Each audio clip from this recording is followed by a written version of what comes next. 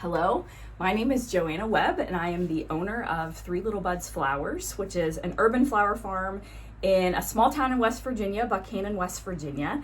We grow very intensively on a very small amount of land, so we grow in our backyard and then on 2 leased city lots.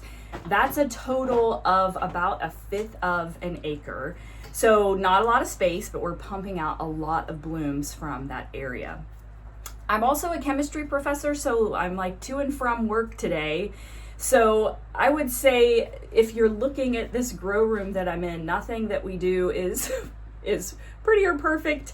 There is a lot of dirt, a lot of scatterbrainness, but we accomplish a lot with a very little, I think. And that has kind of become what I'm almost obsessed with, is doing things as efficiently as possible and just making what we have work. So we grow very intensively on our land, but also are figuring out a way to get our thousands of seedlings started very intensively in a small space. So I'm currently in my basement. This is an unfinished 100-year-old basement. There are block walls, horsehair for insulation. There's nothing nice about this space, but it works, and it has worked for us. Now we are going into our 8th season of starting seedlings in this room using this method of soil blocking. So you can see I have some tulips growing in the background. We force our tulips in this space. There are grow lights on shelves. This is where we start all of our seeds. So there's a lot that happens in this room. It's multi-purpose, and we're juggling a lot and making it work. So because I am limited in space to start seeds, when I first started off, my first year, I was using traditional seed starting trays from Lowe's or Home Depot, and quickly realized that they're so large to fit them on my shelves. They take up too much space, and I was never going to be able to start the amount of seeds that I needed to start using that traditional method. This works great for other farmers, especially if they have a propagation house or a greenhouse where there's lots of space, that those flats make sense. It makes sense to do it that way. It didn't make sense for me, and I had to find another way to become successful at this. And soil blocking was the method that I kind of stumbled upon, and has just been perfect for our particular situation. So soil blocking is a method of starting seeds by using small blocks of soil. They are created using special blockers. You can also kind of just form these on your own as well, but you can see this is a tray of seedlings. This tray has 150 plants on it that are ready to be planted out in our high tunnel. So I pulled one of these. This is a tray of snapdragons. This beautiful little seedling has grown in this small block of soil. I don't let these get much bigger than this. They're ready to be planted outside and start growing. So this method has advantages and disadvantages. I think the disadvantages I'll kind of sprinkle throughout. I would say one large disadvantage is if you do not have experience, even just a touch of experience, starting seeds in a regular seed starting tray, the learning curve for this might be a little bit steeper. That's not to say that you can't be successful. I think if you have a little bit of knowledge about seed starting, how to keep the seeds moist so that they germinate, how much to water. When I first started, I loved them too much and drowned my seedlings. So I had a little bit of a base knowledge from starting seeds in regular seed starting trays, and then translated that and found little tweaks that fit my environment here, which I'll share probably in the second part of this little mini course on soil blocking. Lots of advantages though. Space saving is a huge advantage. So this tray has 150 seedlings. I can fit 4 of these trays on my shelves. So that's 600 seedlings that I can fit on one particular shelf. So we're getting anywhere from 1,800 to 2,400 seedlings on one stack of shelves These typically grow for anywhere from 4 to 5 weeks. So we'll talk about timing in the second video as well and how important that is for soil blocking. So it doesn't take long for these seedlings to get shuffled out and new seeds to be able to be started. So we can start thousands and thousands on just a pretty small couple racks of shelves that we have. There's also an advantage in soil blocking because of the health of the seedling that's produced. So you can see, I don't know that you can see this, but the root system in soil blocking is more robust than if you had started a seedling in a traditional tray, cell tray. That is because in a cell tray, if you've ever gone to the nursery and rescued plants that are on they're dying to get out of their cells, literally, they have roots that have circled and circled and circled because they hit plastic and they don't know where else to go, so they become root bound. In soil blocking, because these are little blocks of soil that have air separating them, the roots do something called air pruning. So they grow and they hit that pocket of air in between the blocks, don't want to grow into air, and so they prune themselves and stop growing from that point and start growing back into the soil block. So you get this very robust root system that when you transplant out into the field or your garden has much less transplant shock. So normally I see my seedlings take off and start growing within a week. They seem like they are established, where I feel like plants that come out of cell trays can take a couple of weeks before they get acclimated to their environment and their roots take hold into the native soil and really start to grow. So there's a benefit there in the root system, a superior root system in my opinion, and less transplant shock. I also think in some ways this method is a little bit more eco-friendly. I know as I use those cell trays from Lowe's or Home Depot, some big box store, they're pretty flimsy. Over the years, I have purchased, I will also show these in the second part, I have purchased some really nice thick cell trays that are going to last me my whole life. But the average gardener doesn't invest in cell trays like that, so they're using the flimsy one. They last for a season or two, and then they're in the landfill. So this requires very minimal things, and I'm using cheap cafeteria trays that I've used for several seasons now, and they're going to last me several more seasons. So I think this is a little bit more eco-friendly, sustainable in the method overall. So the things that you need to soil block are the blockers. I have several blockers that I've used throughout the years. Actually, when I first started my business, my brother said, "What do you need?" And I said, "I need these things called soil blockers," and he got them for me. So he purchased these two. These are by a company called Ladbrokes, and this blocker, it has some dirt in it, is a 20 cell blocker. It produces 3/4 inch blocks. So it's a 4x5, and you get 20 little blocks out of this. I used to start my seeds on meat trays. You get a pound of ground beef and wash it off, and I could fit 40 on one tray. And that was perfect for, starting small seeds like tomatoes or things like that in your garden. That 40 is a lot for most gardens. So this is a perfect size because you can do multiples of 20, and that kind of keeps you under control. This also it's small, so there's not much time that a seedling can stay in these small blocks. If you want to transplant them into a larger block so that they can grow on and be a bigger plant before it goes out into the garden, then this 2-inch blocker is amazing. So this produces 2-inch blocks. I don't have the dibblers in this right now. I took them out to use them for something else. There are little square dibblers that go in these holes.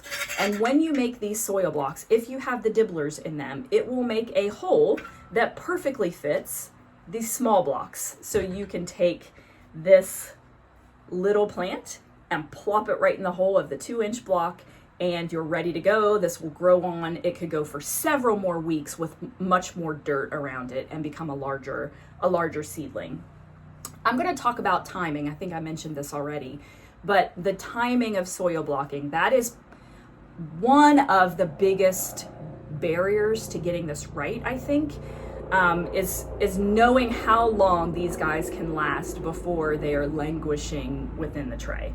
So the blockers, I also have a blocker called a Swift blocker, and I switched to this a couple of years ago because I needed to go faster. 20 blocks at a time, doing thousands of seedlings. The labor cost there was starting to really add up. So I switched to this guy called a Swift blocker. This is a little bit more expensive and probably not necessary for a home gardener, but these are available. There are actually ones that are bigger than this one that will do 150 or 200 blocks at a time. So this is a 75 blocker. It's filthy because we've been putting it to work recently. This is the bottom portion that gets filled with your seed starting mix, and then the top piece fits on and pushes the blocks through out the bottom. Okay, this guy is amazing. It does 75 blocks at once. I fit 2 rows of this on a tray and get 150 seedlings on one tray. So this has been amazing. It's also a little bit bigger than the 3/4 inch block. So I get a little bit more time that my seedling can stay in the block on seed starting shelves before we have to transplant them outside, just because there's a touch more soil associated with this particular blocker. So in addition to the blockers, pick your favorite. This is the most economical choice. This one in the 2-inch block. You can get these on Amazon. You are also going to need a seed starting mix. I do not use just a seed starting mix from a big box store that is peat based. I always add in a little bit of compost to that. And part 2 is also going to talk about the recipes that I've tried over the years and what I've kind of defaulted to, what seems to work best. But the easiest thing to do is to use a mix of just seed starting mix that you would pick up at Lowe's and add in a little bit of compost. That organic matter tends to hold that peat base together a little bit better than just using the peat base by itself. So I have a big bin that I got at Sam's Club. I used to use a bowl out of my kitchen. I still use a kitchen spoon to mix this up and get it nice and wet. You are also going to need something to put your soil blocks on. I already showed these cafeteria trays. This is my favorite. These are actually a little bit small. They are not the nice big trays that you would see at like a hospital cafeteria. They're on the smaller side. I did that on purpose so that I could fit several on my shelves. When I start seeds, I try to start one variety on each different cafeteria tray. And that is about the right number for me. If I was using a larger tray, I feel like that would be wasted space. So this shoves a lot. You can see again with these Snapdragons, this shoves a lot, and there's not much room on the edge to water these things. So you'll need something to put your blocks on. I prefer something shallow, and here's why. If you use a traditional seed starting tray, it comes with this bottom tray. These are called 1020 trays that doesn't have holes in it so that you can water and the cells can soak water up. You can certainly start blocks in trays like these if you have them. However, when you water, you just flood the tray around the blocks and let the water soak up into them. I never water my blocks from up above, because the water hitting the top of the block will start to disintegrate it over time and they will not last. So you have to flood the tray and let capillary action soak that water up into the soil block. If you add too much water, you have to dump that excess out. Your roots can't sit in a flood zone. So if you are making soil blocks in a tray like this, It is difficult to dump out the excess water. To go out the corner of this, my dog has come to visit. So if you're using a tray like this and you've filled them up with soil blocks and you're trying to dump excess water out, the blocks tend to topple and fall out of this type of a tray. The shallow trays are really easy to dump off excess water, just a little tilt and that water runs right off. I'll show you that later when I water. I just dump the excess right into a bucket. So you need your blockers, dirt, something to mix the dirt in. All of this stores very easily. So these trays go in a stack up on a shelf at the end of seed starting season and they're ready to go for the next year. That's really about it. I guess the last thing I would say is that you're likely going to need some kind of a fertilizer. If you're starting indoors, fair warning, this stuff smells terrible, but it is my favorite. This is Neptune's Harvest fish fertilizer, ground up fish guts, but the plants love it. They just take off when they have this fish fertilizer. You're growing in a very small amount of dirt, so the plant is going to use up those nutrients very quickly. So I tend to fertilize very dilutely.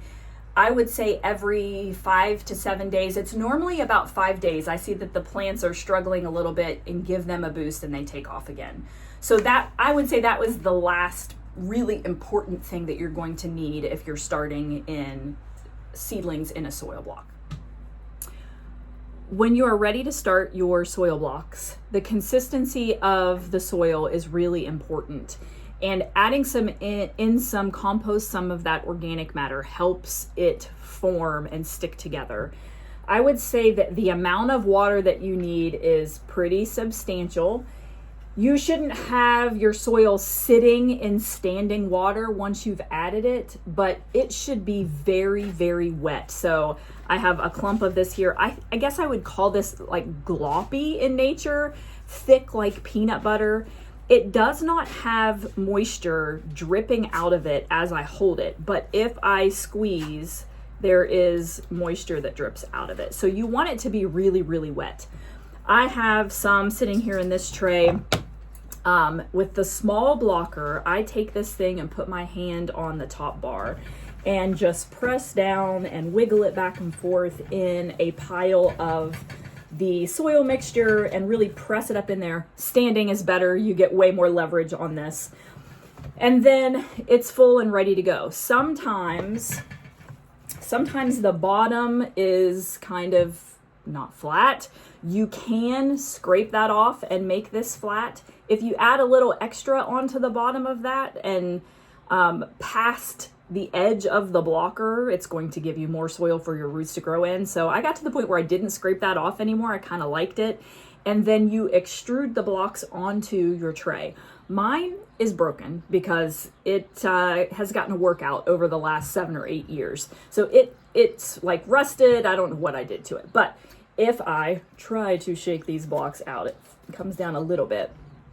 These are the little tiny blocks that you would get in a very nice little rectangle right on your tray. You can come back and you can do several of those depending on the seeds that you're trying to start.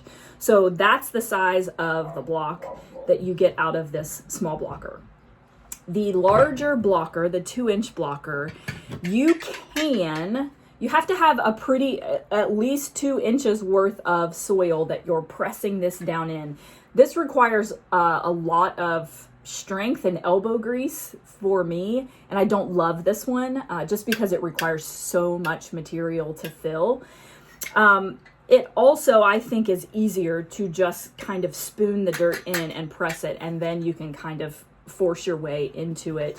And also this just presses down and extrudes the blocks. You can see how this extrudes the blocks out of the bottom. You can't fit as many of these on one of these trays. These actually are okay to use in, I prefer the 1020, the deeper tray for this one. It's harder to overwater those because there's so much soil to soak up that moisture. For the Swift blocker that I use, I fill the bottom portion of this. I just flop soil onto the top and kind of press it into the blocks and then scrape. There is a scraper that comes with it. It has, mine's filthy, we've been putting these to work, has little holes that you could set along as you go and actually throw the seeds in at this point, and then when you press them through, the top portion presses the seed into the soil. I don't normally use it that way, but you have to scrape to make sure that there are no little sticks or twigs that sometimes come in these soil mixes that are blocking the grid so that the top piece can't push them through. They have to clear, the top piece has to be able to clear all of those, the grid patterns. So you can see what this one looks like. It fits right over the grid and pushes these out.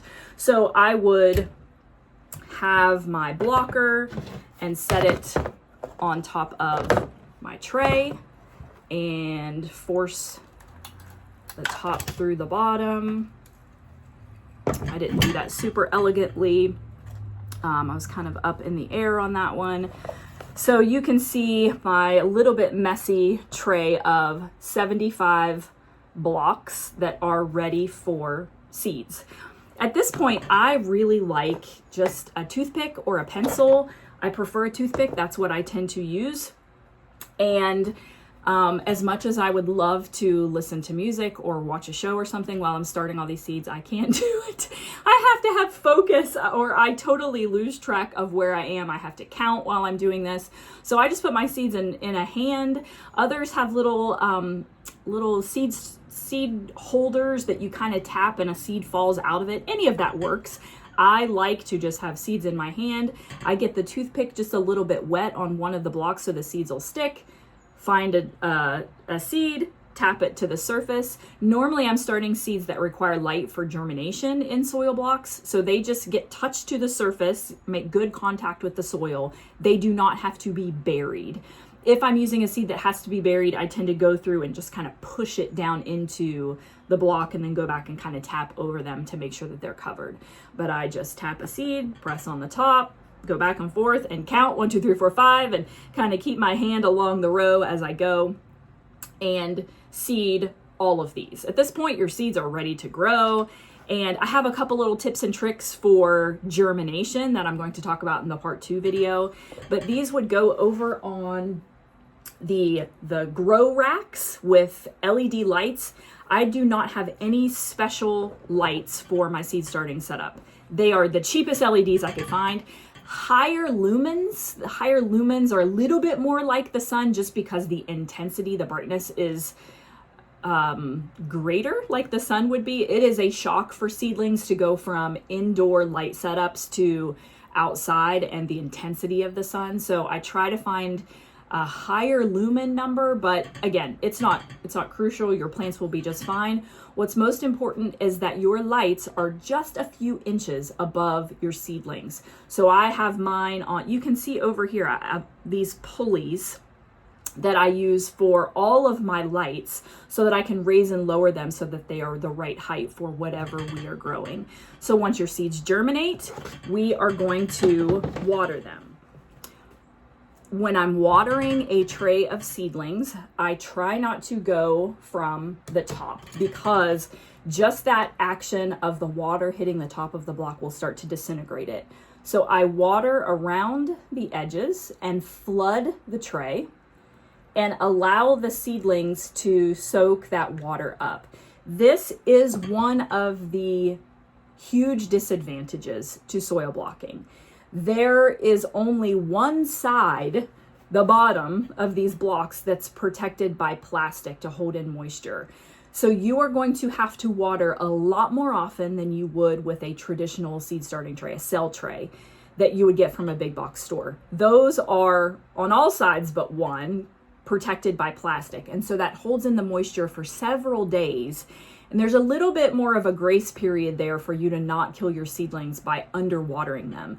So I would say if you don't feel like you're going to be able to babysit your seedlings, I know if we go out of town, I have to have somebody come over and water for me because they will die. So once these are watered and they soaked up the water, I'm going to exaggerate here. I've added a bunch of extra. If I go through and kind of water all of my trays at once and then come back to the first one. If it needs more, add more. If it's sitting in water, then that's too much water and the excess needs to be dumped off so that your roots aren't sitting in water. I then just take the trays and into a bucket or whatever is around, tilt it, and dump out the excess water. So that's very simple. I would say the amount of watering that you have to do, I probably water my trays every day or day and a half, so 24 to 36 hours. I also have a fan running in the room to keep air circulating. And I really like for the fan to hit the seedlings and jostle them like wind would if they were outside, to mimic outside conditions a little bit better. But I have a pretty small fan. And so the trays on the bottom dry out pretty quickly because that air circulation is hitting them. So I have to watch those a little bit more closely than the ones that are up high that don't have that great airflow. So these will grow with lights and watering, and every 5 to 7 days, give them a little bit of fertilizer. They will be ready to, these are pretty close. We will probably plant, this is stock. We will plant this out here in the next few days probably. So in the next video, I'm going to spend some time talking about some tips and tricks that I have for germinating seeds really effectively. I have a tray of stock that are very small. They've just germinated. These have been growing for about a week. You can see oh, come on guys. You can see the excellent germination. Almost every block has a little plant. That's really important because if I'm starting all of these blocks, I need them all to have a plant in them. So getting really good germination is something that you have to figure out for your situation, wherever you're starting seeds, your temperature, your humidity, all of that. So we'll talk through those in part 2. And then timing. Timing is really important in soil blocking so that you don't end up with an unhealthy seedling. As much as you want to get seeds started in early spring, there's a really small window that these plants are going to be in these blocks. So you can't start them too early.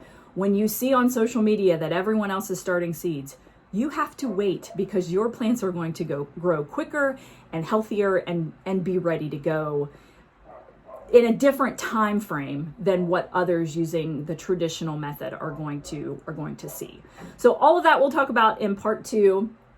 If you have any questions, please shoot me an email and I will do a part 3 video that addresses all of the questions, all of the things that I missed or didn't think of.